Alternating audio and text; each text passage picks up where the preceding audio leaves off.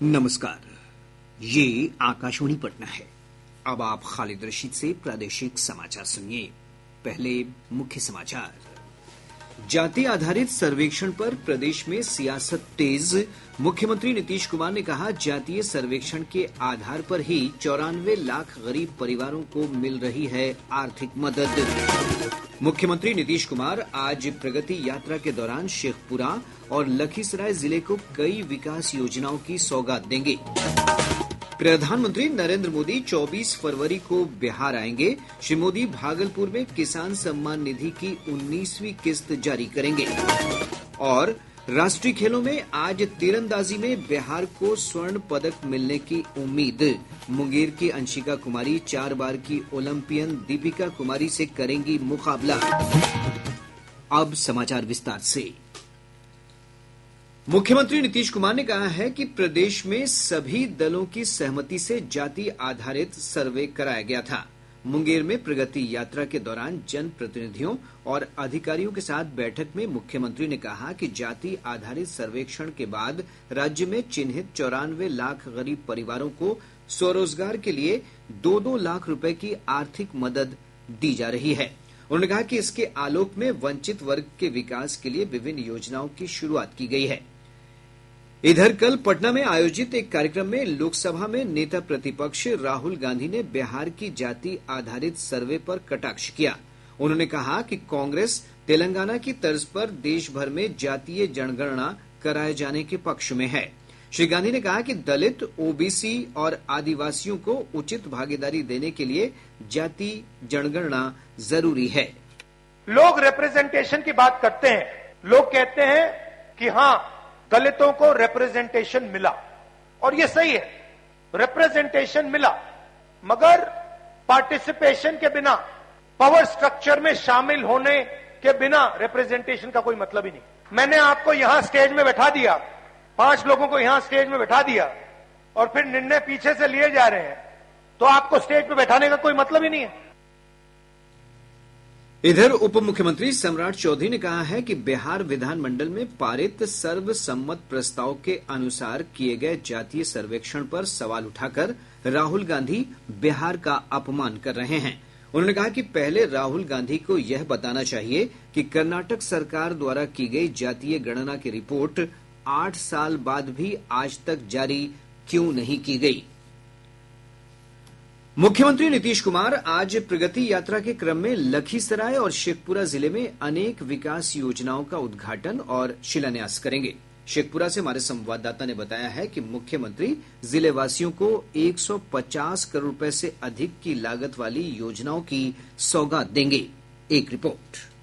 प्रगति यात्रा के सिलसिले में मुख्यमंत्री नीतीश कुमार आज शेखपुरा आ रहे हैं। शेखपुरा जिले के घाटकुसुम्भा प्रखंड अंतर्गत गगौर गांव में मुख्यमंत्री अपनी प्रगति यात्रा के दौरान 167 योजनाओं के तहत 150 करोड़ रुपए की राशि का उद्घाटन और शिलान्यास करेंगे। मुख्यमंत्री नीतीश कुमार इस दौरान गगौर गांव में मनरेगा के तहत निर्मित पंचायत खेल भवन, पंचायत सरकार भवन, जल जीवन हरियाली योजना से नवनिर्मित अमृत तालाब, मॉडल आंगनबाड़ी केंद्र का भी लोकार्पण करेंगे। मुख्यमंत्री नीतीश कुमार समारोह में उपस्थित किसानों, ग्रामीणों के साथ साथ जीविका दीदी के साथ संवाद भी करेंगे। मुख्यमंत्री के आगमन को लेकर कार्यक्रम स्थल के आसपास सुरक्षा के पुख्ता इंतजाम किए गए हैं। आकाशवाणी समाचार के लिए शेखपुरा से मैं निरंजन कुमार।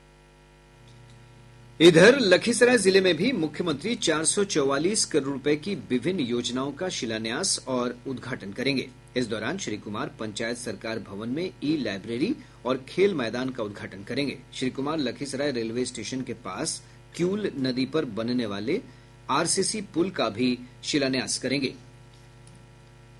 प्रधानमंत्री नरेंद्र मोदी 24 फरवरी को बिहार आ रहे हैं। श्री मोदी भागलपुर में किसान सम्मान निधि की 19वीं किस्त जारी करेंगे। कृषि मंत्री मंगल पांडे ने बताया है कि इसके तहत बिहार के 80 लाख किसानों के खाते में योजना की राशि पहुंचेगी। भागलपुर में संवाददाताओं से बातचीत में श्री पांडे ने बताया कि यह कार्यक्रम भागलपुर हवाई अड्डा मैदान में आयोजित होगा। प्रदेश में सहायक प्राध्यापकों की नियुक्ति प्रक्रिया के बारे में भ्रामक जानकारी फैलाने वालों के खिलाफ कड़ी कार्रवाई की जा रही है। बिहार राज्य विश्वविद्यालय सेवा आयोग के अध्यक्ष प्रोफेसर गिरीश कुमार चौधरी ने कहा है कि इस मामले में 3 प्राथमिकी दर्ज कराई गई है। श्री चौधरी ने आकाशवाणी समाचार से बातचीत में कहा कि नियुक्ति की प्रक्रिया में पूरी पारदर्शिता बरती जाती है। कैंडिडेट का आइडेंटिफिकेशन नहीं हो, इसके लिए बहुत प्रिकॉशन हम लोग लिए हैं। एक तो हो गया रोल नंबर कोड हो गया, कोडेड रोल नंबर है, कहीं पैरवी का कोई चांस नहीं रहा। अब कैंडिडेट आया तो आपको कैंडिडेट से नाम नहीं पूछना है, कहाँ से पढ़े हैं नहीं पूछना है, किसके अंडर में पीएचडी किए हैं नहीं पूछना है, ऐसा कोई चीज नहीं पूछना है जिससे पता चल सके कि कौन कैंडिडेट है, कहाँ का है, किस कैटेगरी का है, एससी है, एसटी है, ओबीसी है, विकलांग है। इधर शिक्षा विभाग के सचिव वैद्यनाथ यादव ने कहा है कि विश्वविद्यालयों में नियुक्त सहायक प्राध्यापकों के अनुभव और दिव्यांगता समेत अन्य प्रमाण पत्रों की जांच की जाएगी। उन्होंने विश्वविद्यालयों को भेजे पत्र में कहा है कि नवनियुक्त शिक्षकों के प्रमाण पत्रों की जांच सुनिश्चित की जाए। श्री यादव ने कहा कि गलत प्रमाण पत्रों पर बहाल सहायक प्राध्यापकों के खिलाफ कानूनी कार्रवाई की जाएगी और उनकी सेवा समाप्त की जाएगी। राज्य सरकार ने मध्याह्न भोजन को लेकर नए दिशा निर्देश जारी किए हैं। इसके तहत अब विद्यालय प्रधान को प्रतिदिन भोजन की गुणवत्ता और इस भोजन को करने वाले बच्चों की संख्या की रिपोर्ट देनी होगी। शिक्षा विभाग के अपर मुख्य सचिव एस सिद्धार्थ ने जिलाधिकारियों को प्रेषित पत्र में कहा है कि इस रिपोर्ट पर प्रधानाध्यापक समेत विद्यालय में उपस्थित सभी शिक्षकों के हस्ताक्षर भी होंगे। विद्यालय में फर्जी उपस्थिति रोकने और भोजन की गुणवत्ता सुनिश्चित करने के लिए यह व्यवस्था की गई है। राजस्व एवं भूमि सुधार मंत्री दिलीप जायसवाल ने कहा है कि सभी वसुधा केंद्रों पर अब जमीन के दस्तावेजों की प्रमाणित प्रति मिलेगी। साथ ही राजस्व न्यायालय में वाद या मुकदमा भी वसुधा केंद्र के माध्यम से ऑनलाइन दायर किए जा सकते हैं। उन्होंने कहा कि सरकार के इस फैसले से ग्रामीणों को काफी सहूलियत होगी। वहीं विभागीय सचिव जयसिंह ने स्पष्ट किया है कि न्यायालय में वाद दायर करने के लिए 40 रुपए और जमीन दस्तावेज की कॉपी प्राप्त करने के लिए लोगों को प्रति पृष्ठ 20 रुपए शुल्क देना होगा। प्रादेशिक समाचार आप आकाशवाणी पटना से सुन रहे हैं। ताजा समाचारों के लिए आप हमारे एक्स हैंडल AIR_News_पटना पर जा सकते हैं। और अब खबरें महाकुंभ से।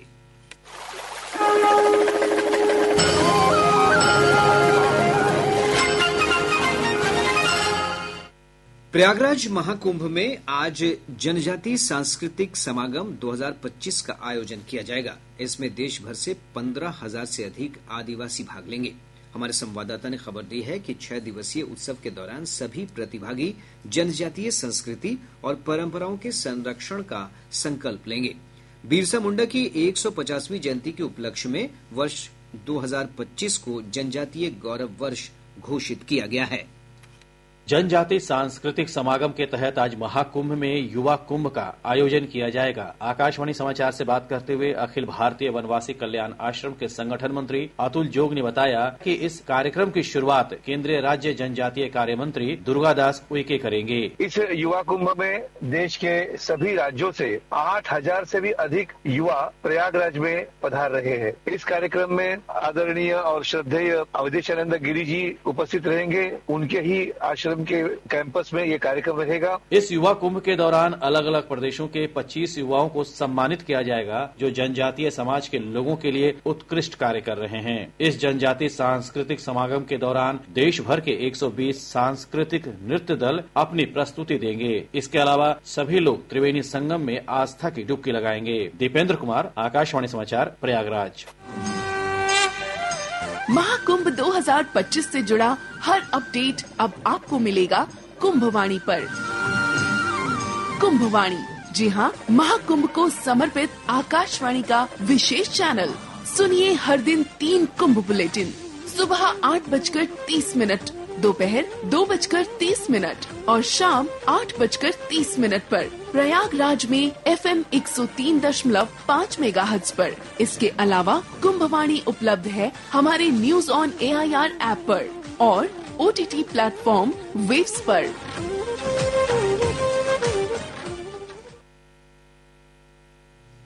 उत्तराखंड के देहरादून में आयोजित राष्ट्रीय तीरंदाजी प्रतियोगिता में बिहार को 1 स्वर्ण पदक मिलने की उम्मीद है। मुंगेर की अंशिका कुमारी आज तीरंदाजी के रिकर्व प्रतियोगिता के फाइनल में 4 बार की ओलंपियन झारखंड की दीपिका कुमारी से मुकाबला करेंगी।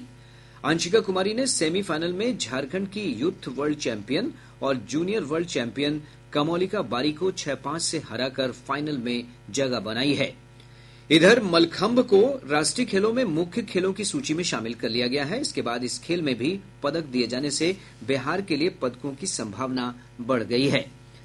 बिहार ओलंपिक एसोसिएशन की एडहॉक कमेटी ने राष्ट्रीय खेलों के लॉन बॉल स्पर्धा में स्वर्ण पदक विजेता उत्कृष्ट द्विवेदी की उम्र 25 वर्ष से अधिक होने की शिकायत दर्ज कराई है। कमेटी ने द्विवेदी के मेडिकल जांच की मांग की है। गौरतलब है कि राष्ट्रीय खेलों के लॉन बॉल प्रतियोगिता के अंडर 25 पुरुष वर्ग के सेमीफाइनल में उत्तराखंड के उत्कृष्ट ने बिहार के जमील अहमद को 20-21 से पराजित किया था। प्रतियोगिता में बिहार को कांस्य पदक से संतोष करना पड़ा था।